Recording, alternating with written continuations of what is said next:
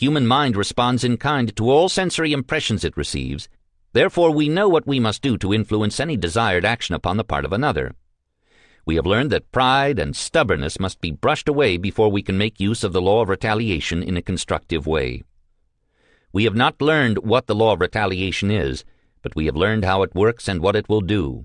Therefore, it only remains for us to make intelligent use of this great principle. You are now ready to proceed with Lesson 9, where you will find other laws which harmonize perfectly with those described in this lesson on self-control. It will require the strongest sort of self-control to enable the beginner to apply the major law of the next lesson on the habit of doing more than paid for, but experience will show that the development of such control is more than justified by the results growing out of such discipline. If you are successful, remember that somewhere, sometime, someone gave you a lift or an idea that started you in the right direction. Remember also that you are indebted to life until you help some less fortunate person, just as you were helped.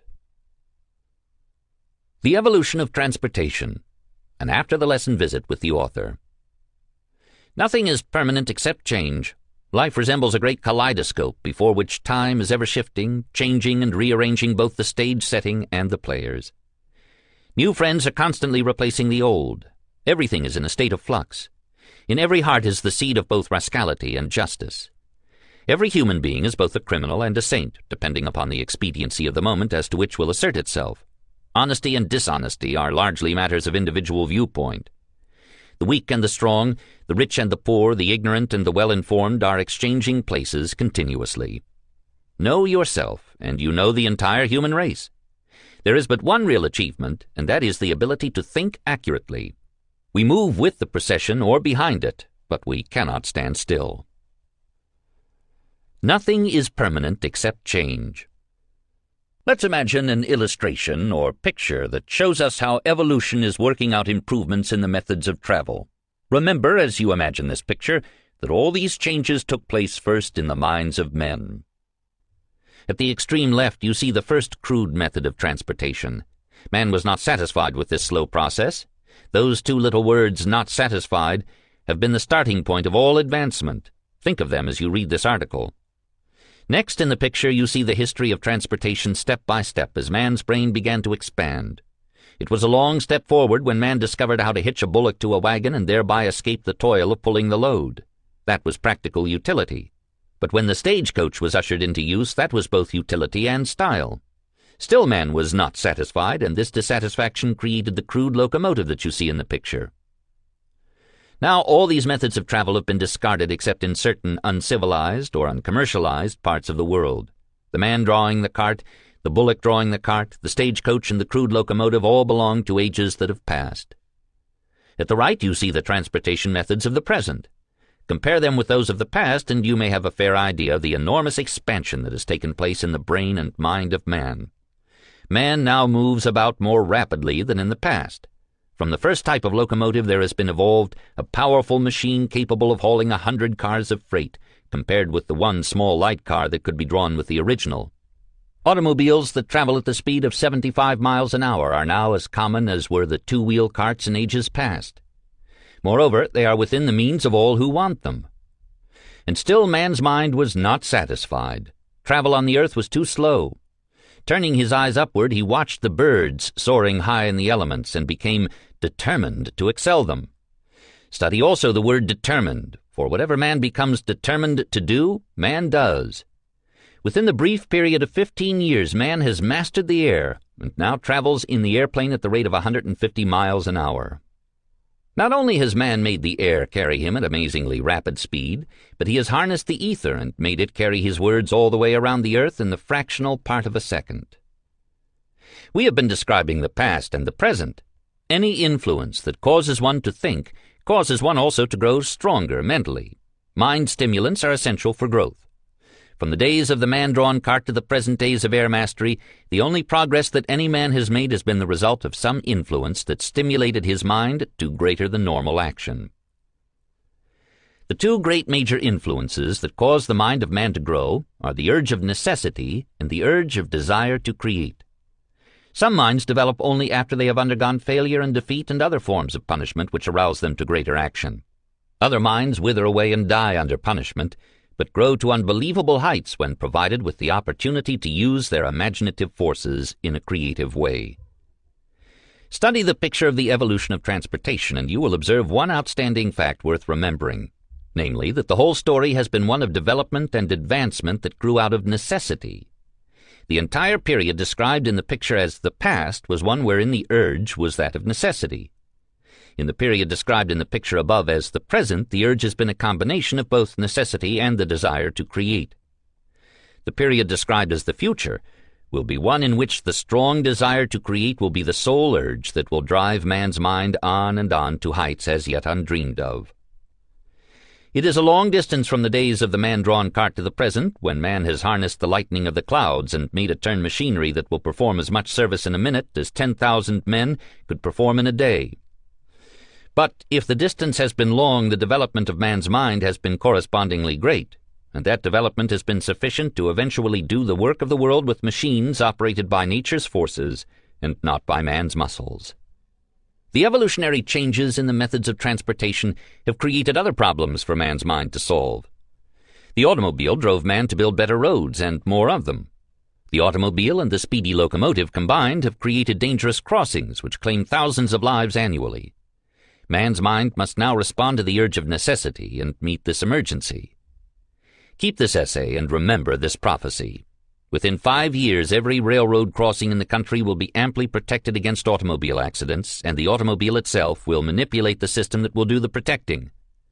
A system that will be foolproof and effective. A system that will work whether the driver of the automobile is asleep or awake, drunk or sober. Come now for a brief glimpse at the machinery of the imagination of man as it works under the stimulant of desire to create. Some imaginative man, perhaps some fellow who never did anything else of note and who will never do anything worthwhile again, will create a system of railroad crossing protection that will be operated by the weight of the passing automobile. Within the required distance from the crossing, a platform similar to the platform of a large freight scale will cover an entire section of the roadway. As soon as an automobile mounts this platform, the weight of the machine will lower a gate, ring a gong, and flash a red light in front of the motorist. The gate will rise in 1 minute, allowing the motorist to pass over the track, thus forcing him to stop, look, and listen. If you have a highly imaginative mind, you may be the one who will create this system and collect the royalties from its sale. To be practical, the imaginative mind should be always on the alert for ways and means of diverting waste motion and power into useful channels. Most automobiles are far too heavy in comparison with the load they carry. This weight can be utilized by making it provide the motorist with railroad crossing protection. Remember, the purpose of this essay is to give you merely the seed of suggestion, not the finished product of an invention ready to set up and render service. The value to you of this suggestion lies in the possibility of thought that you may devote to it, thereby developing and expanding your own mind. Study yourself and find out to which of the two great major urges to action your mind responds most naturally: the urge of necessity or the desire to create. If you have children, study them and determine to which of these two motives they respond most naturally. Millions of children have had their imagination dwarfed and retarded by parents who removed as much as possible of the urge of necessity. By making it easy for your child, you may be depriving the world of a genius. Bear in mind the fact that most of the progress that man has made came as the result of bitter, biting necessity. You need no proof that methods of transportation have undergone a continuous process of evolution. So marked has the change been that the old one-lung type of automobile now provides a laugh wherever it is found on the street. The law of evolution is always and everywhere at work, changing, tearing down, and rebuilding every material element on this earth and throughout the universe. Towns, cities, and communities are undergoing constant change. Go back to the place where you lived 20 years ago, and you will recognize neither the place nor the people. New faces will have made their appearance. The old faces will have changed. New buildings will have taken the place of the old. Everything will appear differently because everything will be different. The human mind is also undergoing constant change. If this were not true, we would never grow beyond the child mind age. Every 7 years, the mind of a normal person becomes noticeably developed and expanded. It is during these periodical changes of the mind that bad habits may be left off and better habits cultivated. Fortunate for the human being that his mind is undergoing a continuous process of orderly change. The mind that is driven by the urge of necessity or out of love to create develops more rapidly than does the mind that is never stimulated to greater action than that which is necessary for existence. The imaginative faculty of the human mind is the greatest piece of machinery ever created. Out of it has come every man-made machine and every man-made object. Back of the great industries and railroads and banking houses and commercial enterprises is the all-powerful force of imagination. Force your mind to think. Proceed by combining old ideas into new plans. Every great invention and every outstanding business or industrial achievement that you can name is, in final analysis, but the application of a combination of plans and ideas that have been used before in some other manner.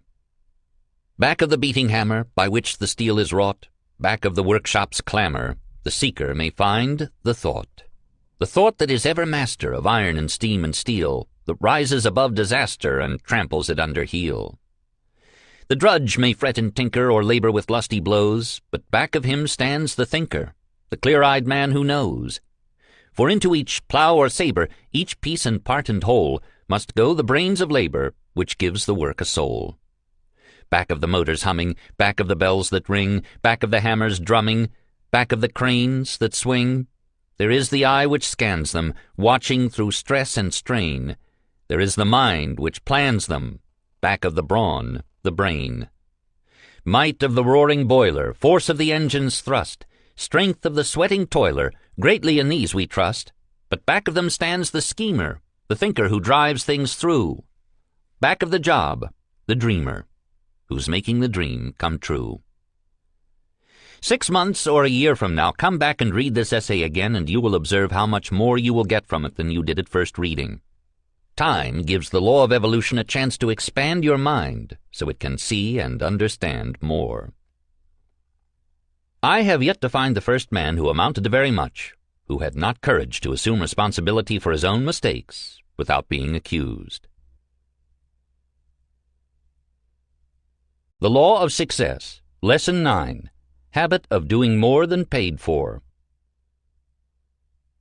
There are 10 weaknesses against which most of us must guard ourselves. One of these is the habit of trying to reap before we have sown, and the other 9 are all wrapped up in the one practice of creating alibis to cover every mistake made.